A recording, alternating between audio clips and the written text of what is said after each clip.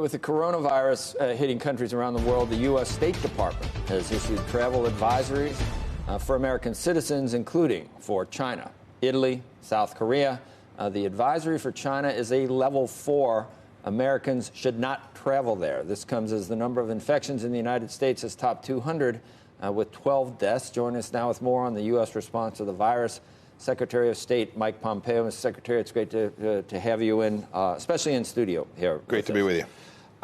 The testing kits. I know that seems to be paramount on what we're trying to do, and I know the Vice President is heading things up, and we were looking at some lofty numbers, goals that we were told we would hit that we are now not going to hit. What's the holdup, and can we really address this without many, many more testing kits? So I'm not involved in the testing kits directly. I'm trying to work on the things outside the United States to make sure we get it right there. But I've certainly seen the work that's going on. They're trying to get the private sector ramped up to get the rate right so that we can do all the testing that's needed.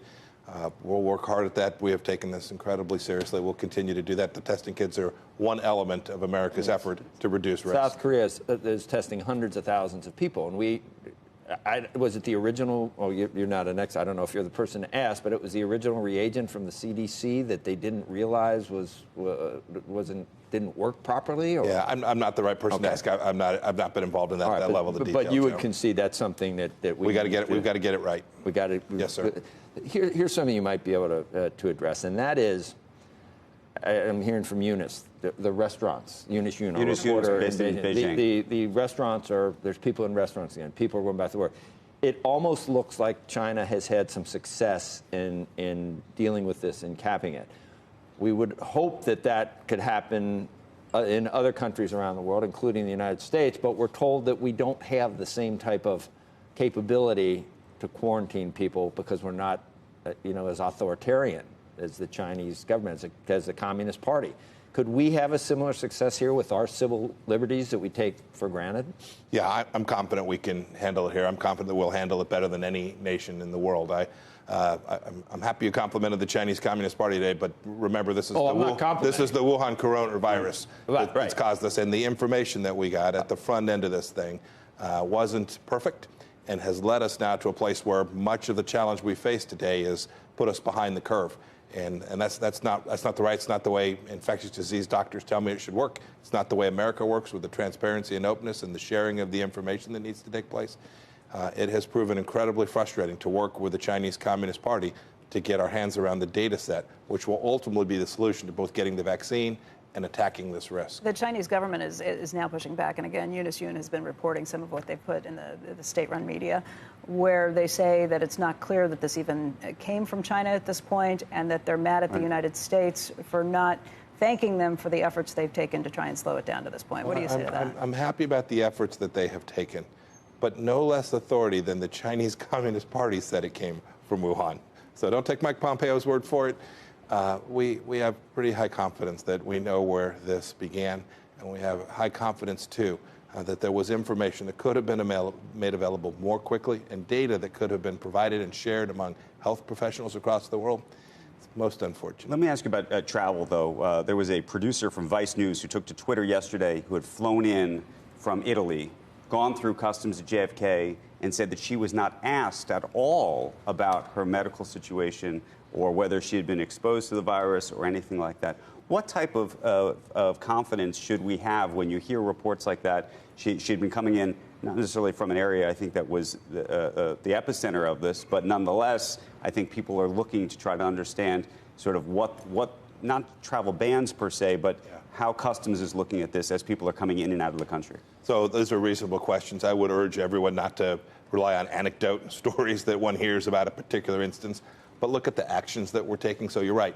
Italy is something that we've handled in a nuanced way. There are pockets of Italy where there are real challenges, other places less so, and we've tried to get the State Department's role there, the travel advisories for American citizens traveling there to get the level right. And then the Vice President's team are trying to get right the piece, which is folks coming back, not just from Milan or from Naples, but from all parts of the world to make sure that we have the testing right, that we have the restrictions right.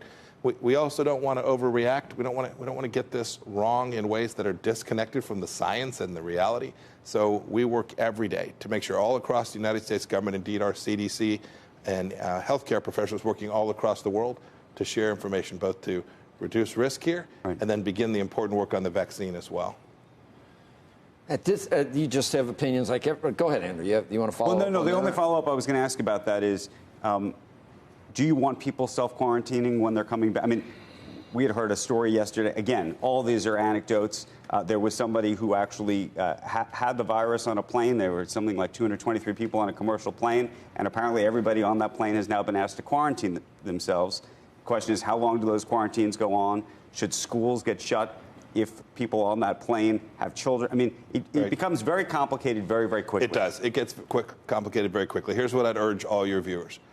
Go to cdc.gov. Go to the sites where the best data available to the smartest, hardest working people in the world on infectious disease live and work. That's the American CDC.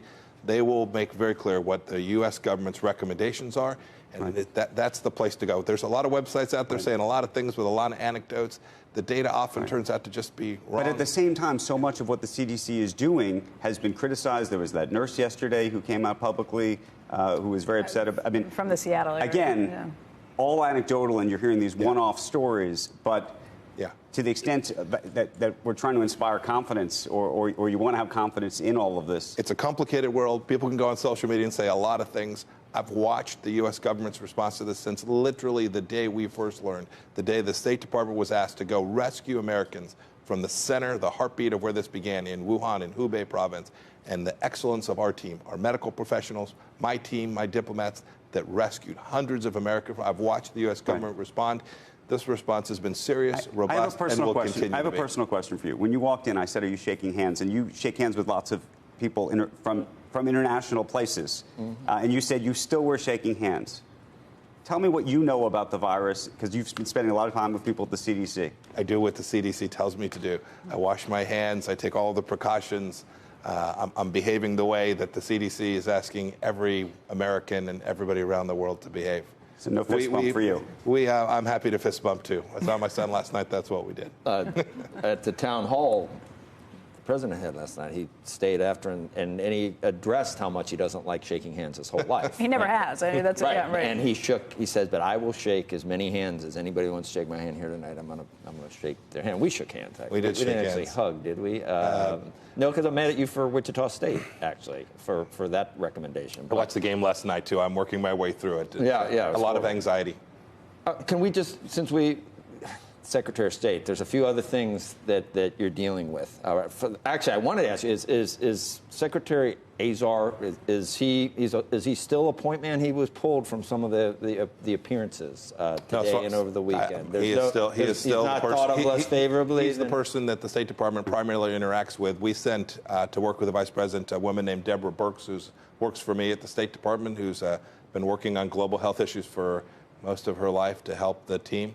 But the entire team's still working on this. Secretary Azar is a big part of it. What do you hear from the heads of state or from your counterparts in other countries right now?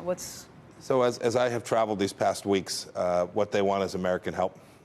American help in three dimensions. First, information. What do we know? How are we responding? How should they think about it in their country? Second, and this is especially true for countries that have long borders with either Iran or China. They're very worried about the transmission across the border, across their boundaries, and they want our assistance in how they should think about that. And then third, we've tried to help these countries with supplies as well to make sure that they had supply chains that they could access. They often have healthcare infrastructures that aren't remotely like ours. So they're looking for our assistance to think about how to build that resistance out inside their country. We have seen some, one quick, we have seen some hoarding on different places where every nation starts to care about their own citizens too, like with India this week saying that they were going to hold back 10% of the raw materials for pharmaceuticals that they've been sending to us to this point. So how do you deal with that where there are mass shortages everywhere? I mean, every country wants to help, but they also want to protect their own citizens too. So yes, every leader has the first responsibility to take care of their citizens of their own country. But when you have a complex situation like we have today, it's often the case that assisting people in other countries where there are real serious outbreaks has the reflective benefit of helping people in your own country too. So we watch this, we watch these supply chains very closely. We're working to build out capacity here in the United States so we can be sure to do the things we need to do for the Americans. To the extent that you're worried about systemic risk in any of these countries in terms of what could happen to their economies if things continue apace, what do you worry most about? Because investors right now are trying to game out, dare I say, sort of how this plays itself out and really where the risks lie. Yeah. Well, look, you first look to the places where there's big economies that are deeply connected to America's economy. That first place is China, with a billion-plus people and enormous economic connectivity to the United States. But do you worry about their banking system? Do you worry about the Italian banking system, for example? I worry about banking systems in lots of places around the world, lots of days. Secretary Mnuchin has the con on that, but I watch how we think about risk to the financial systems. But I say we'll get a labor report this morning. We've got the lowest unemployment rate. This is an economy that was in a good place. We're for good or for bad, we've got Brent crude trading at $47 a barrel. Americans will benefit from lower gasoline prices. So there are changes that will take place in the economy. But the mission set is to work to take down risk and be transparent so that decision makers, whether they're economic decision makers or medical decision makers, have data sets upon which they can act and not basing their decisions on an anecdote. I think last night the president actually got quite a bit of applause after answering the Taliban question, which it's a tough one for the average American to get his head around, that we're in some type of talking about peace, but the confrontation seems to the military have stepped up over the last week and a half after we got closer apparently to some type of deal. What really is happening? The president said, look, eventually after 20 years, we just got to bring our guys home. So I understand the president actually talked to the head of the Taliban. First time ever. He spoke to Mullah Baradar earlier this week. Look, the president gave me two mission sets. First mission set was to reduce the risk and cost to the United States of America. We have 13,000 young men and women who are there. You know them. Fifth, fourth, fifth, sixth, seventh tour in Afghanistan. It's time to reduce that risk. We spend $25–30 billion a year. That's an awful lot of money. Second mission set was to make sure that America's never attacked from Afghanistan today. And so this is what we've been working on. And so an important component of that is getting all the parties in Afghanistan, and that includes some really bad actors, including Taliban actors, all the parties to come sit down and begin to have a political resolution to this conflict that in their country has been going on for 40 years. We're determined to do that. Your point, Joe, about the violence levels, they're still lower than they have been in the last 5 or 6 years. The Taliban have made clear to us their expectations that their folks are going to stop fighting. It's not a unitary entity, but we see the path forward towards a peace and reconciliation opportunity. But in the end, the Afghan people are going to have to make their decision. Before you go, real quick, it's a cabinet question. There have been reports that Alex Azar has been effectively sidelined by the president. You heard me ask that, right? And I didn't hear him ask that. You didn't hear me ask that? I completely apologize. And I denied that there's any accuracy to that. Yes. I completely missed it. He said that's who state actually interacts with most. Then every once in a while you ask a really good question, and I completely missed it. You miss them all. This is why I love being on your show. Yeah. Okay. Anyway, Secretary, we appreciate it. Joe, thank you all. Thank you. Thank you.